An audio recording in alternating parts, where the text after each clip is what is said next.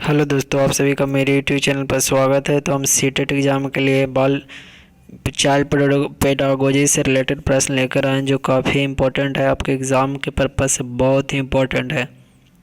प्रश्न है कि छात्रों की प्रतिक्रिया, आपको एकदम इसी तरह के प्रश्न देखने को मिलेगा। तो छात्रों की प्रतिक्रिया नकारात्मक भी होती है और सकारात्मक है। नकारात्मक प्रतिक्रिया एक उदाहरण है। आपको 4 ऑप्शन दिया, आपको उस ऑप्शन में से ढूंढना है कि कौन सा ऑप्शन सही है। तो छात्रों की प्रतिक्रिया तो नकारात्मक भी होती है, क्योंकि कभी कभी वो पॉजिटिव थिंग बोलता है तो कभी कभी नेगेटिव बोलता है। तो नकारात्मक प्रतिक्रिया का एक उदाहरण, आपको 4 ऑप्शन दे है, उसमें से सही ऑप्शन ढूंढना है। तो नकारात्मक प्रक्रिया करने से क्या होता है कि छात्र क्या कक्षा शिक्षण में रुचि नहीं लेते। इसका सी आंसर सही है कि नकारात्मक प्रक्रिया तभी होगा जब छात्र क्या करते हैं, कक्षा शिक्षण में क्या करते हैं, रुचि नहीं लेते, वे सही से रुचि नहीं लेते हैं, तभी नकारात्मक प्रक्रिया ऐसा होता है। तो अगला प्रश्न के तरफ चलते हैं। हमारा अगला प्रश्न है कि प्रभावी संप्रेषण संभव हो सकता है। तो प्रभावी संप्रेषण संभव कब हो सकता है, इसका 4 ऑप्शन दिया हुआ है। आपको 4 ऑप्शन में से ढूंढना है क्या कौन सा सही है। तो प्रभावी संप्रेषण संभव होने के लिए क्या चाहिए कि श्रोता के स्तर को जानकार होना चाहिए। क्या होना चाहिए, श्रोता के स्तर को जानकार होना चाहिए। यानी ऑप्शन नंबर ए इसका बहुत ही इंपॉर्टेंट है, मतलब ऑप्शन नंबर ए इसका सही है। अगला प्रश्न, यदि छात्र आपकी कक्षा में उपस्थिति न हो तो आप क्या करेंगे। मतलब कि मनोविज्ञान से रिलेटेड प्रश्न है, जो बहुत इंपॉर्टेंट है सीटेट के एग्ज़ाम के लिए। आपका 1 से 6 लेवल का, या पेपर 1 हो या पेपर 2 हो। तो यदि छात्र आपकी कक्षा में उपस्थिति न हो तो आप क्या करेंगे। आपको इसका 4 ऑप्शन दिया, उस 4 ऑप्शन में से आपको सही ऑप्शन बताना है।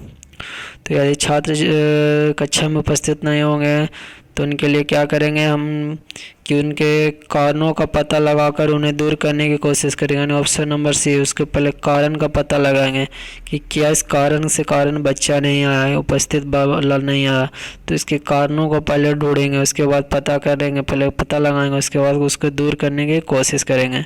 जहाँ तक संभव हो प्रयास करेंगे कि दूर हो जाए।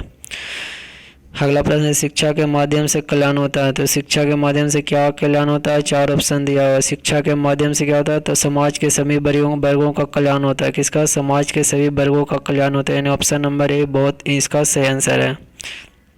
अगला प्रश्न है, अगला प्रश्न की तरफ हम बढ़ते हैं। अगला प्रश्न हमारा कि अगले प्रश्न की तरफ हम बढ़ते हैं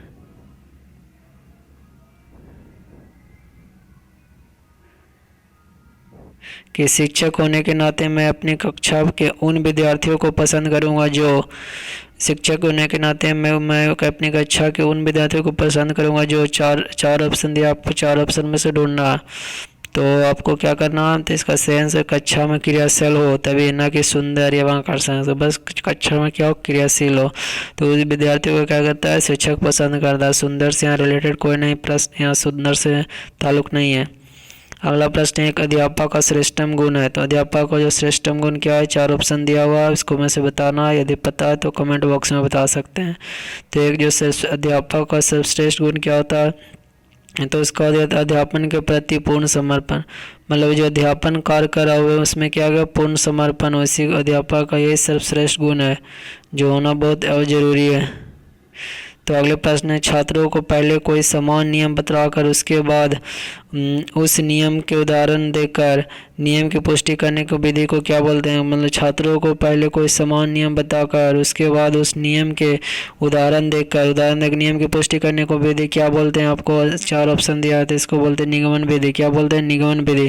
कि छात्र को पहले कोई समान नियम बताते हैं, समान नियम इसमें बताते हैं, उसके बाद क्या करते हैं, उन नियमों को उदाहरण देकर नियम की पुष्टि करने का बताते हैं। पहले नियम बता दिए, फिर उदाहरण देकर उसको समझाते हैं। तो निगमन विधि हो गया। तो अगला प्रश्न, भाषा सीखने का प्रभावी उपाय है। तो भाषा सीखने का सबसे प्रभावी उपाय क्या है कि ऑप्शन नंबर डी, वार्तालाप करना। जितना वार्तालाप बढ़िया से कीजिएगा भाषा सीख जाइएगा। बस भाषा सीखने का ये मूल मंत्र है। अगला है, छात्र का सर्वोत्तम मूल्यांकन किस पद्धति में किया जाता है। तो जो छात्र का सर्वोत्तम मूल्यांकन किस पद्धति में किया जाता है, सतत एवं व्यापक मूल्यांकन में। किसमें, सतत एवं व्यापक मूल्यांकन में। यानी इसका सी आंसर सही है। अगला, छात्रों के चरित्र निर्माण में सबसे अधिक महत्वपूर्ण भूमिका किसकी होती है? तो छात्रों के चरित्र निर्माण में सबसे अधिक भूमिका किसकी होती है? तो स्वयं अध्यापक के आदर्श चरित्र की। क्या होती है? स्वयं अध्यापक के आदर्श चरित्र की सबसे महत्वपूर्ण भूमिका होती है, यानी ऑप्शन नंबर इसका भी बहुत इंपॉर्टेंट है ये सारे प्रश्न। अगला, कक्षा में कुछ छात्र बहुत अधिक सीखने की जिज्ञासा प्रदर्शित करते हैं, इसलिए यह इसलिए हो सकता है कि छात्र किस और यह इसलिए हो सकता है, क्यों हो सकता है? आपको 4 ऑप्शन दिया, आपको इसमें से सही आंसर बताना है। क्या प्रतिभाशाली हो? क्या हो? प्रतिभाशाली हो। तो अगले प्रश्न की तरफ हम बढ़ते हैं। अगला प्रश्न हमारा है, सभी बच्चों की एक ही समस्या है, तो आप क्या उनकी समस्या का समाधान कर सकते हैं? तो आप उनकी समस्या का समाधान करते हैं किस तरह से, कैसे करेंगे, यही तरीका आपको बताना ऑप्शन के अनुसार। तो उसको सामूहिक ढंग से करेंगे कि सभी का समस्या एक है, तो सबको एक जगह बैठाएंगे या बोलेंगे कि चलो बैठो भाई, उसको समस्या का समाधान करने का प्रयास करेंगे। अगला, छात्रों के मौखिक अभिव्यक्ति ओरल एक्सप्रेशन को विकसित करने का तरीका है।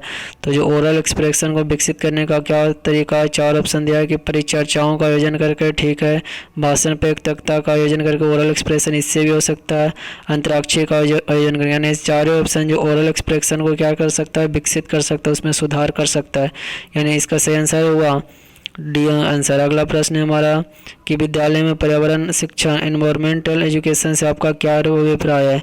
तो पर्यावरण अध्ययन से क्या आपका अभिप्राय है, आपको इसके बारे में बताना है। तो 4 ऑप्शन दिया है, तो इसका सही आंसर है पर्यावरण एनवायरनमेंट को दूषित होने से बचाया जा सकता है। इसी के बारे में, पर्यावरण को दूषित होने से बचाया जा सकता है ताकि आने वाली पीढ़ियों के लिए बढ़िया से ये जो एनवायरनमेंट अच्छा दिया जाए। अगला, नैतिक शिक्षा का उत्तरदायी होना चाहिए, तो किसको नैतिक शिक्षा का उत्तरदायी होना चाहिए? तो स्कूल के ऊपर होना चाहिए। किसको होना चाहिए? स्कूल के ऊपर होना चाहिए नैतिक शिक्षा का जिम्मेदार। अगला, आजकल के आवासीय स्कूलों, बोर्डिंग स्कूल की तरह भारतीय पद्धति के स्कूल थे। तो आज के स्कूल आवासीय स्कूल, बोर्डिंग स्कूल की तरह भारतीय पद्धति थे, तो क्या थे? आपको यहाँ पर 4 ऑप्शन दिया है, इस ऑप्शन का ढूंढना है। तो इसका सही आंसर गुरुकुल के समय आज के जो स्कूल है बोर्डिंग पद्धति पर। अगला प्रश्न है, जब कुछ विद्यार्थी शरारत करके कक्षा में अनुशासन डिसिप्लिन को जानबूझकर भंग करने की कोशिश कर रहे हैं, तो एक अध्यापक के रूप में आपकी क्या भूमिका है? बहुत ही इंपॉर्टेंट प्रश्न है मनोवैज्ञानिक के लिए। तो आप क्या करेंगे जब कुछ शरारती आपको जानबूझकर डिसिप्लिन मतलब अनुशासन को भंग कर रहा है? तो आपको प्रश्न का जो ऑप्शन दिया उसी से रिलेटेड आपको आंसर चूज करना है। तो इसका सही आंसर क्या होगा कि उन्हें आत्मनिरीक्षण का अवसर देना है, उनके कहना है उन्हें आत्मनिरीक्षण का अवसर देना है, तभी उसमें कुछ आत्मनिरीक्षण स्वयं को निरीक्षण कर सके। अगला प्रश्न है, शिक्षण को योग्यता एवं आचरण का सबसे अच्छा मूल्यांकन इवोल्यूशन करते हैं, तो कौन करते हैं उनका सबसे अच्छा इवोल्यूशन? तो उनके शिष्य करते हैं, जो पढ़ा रहे हैं वे शिष्य करते हैं, ये आप लोग को पता होगा। अगला, प्रतियोगिता कॉन्टेक्स्ट के एक उत्तम गुण का विकास होता है। तो प्रतियोगिता कॉन्टेक्स्ट एक उत्तम गुण का विकास होता है, तो कैसे होता है? लक्ष्य ऊंचा रखना, पराजय को भी खुशी स्वीकार करना, काम पूरा करके दम लेना, ये सारे ऑप्शन सही है।